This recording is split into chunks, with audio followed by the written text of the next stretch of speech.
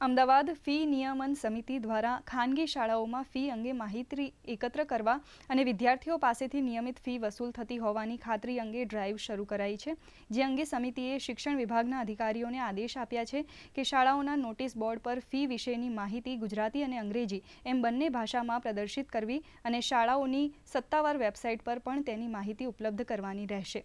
આમ આ તપાસનો હેતુ એ છે કે રાજ્ય સરકારે નિયત કરેલ ફી જ વિદ્યાર્થીઓ પાસેથી લેવામાં આવશે, જેમાં પ્રાથમિક, માધ્યમિક અને ઉચ્ચતર માધ્યમિક સ્તરે અનુક્રમે ₹15,000, 25,000 અને 30,000 મર્યાદા નક્કી કરાઈ છે।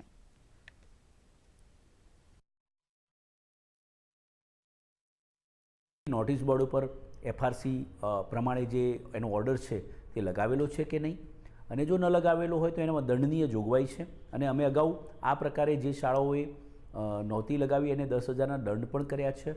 એટલે અમે આ બાબતે ડ્રાઈવ કરવાના છીએ।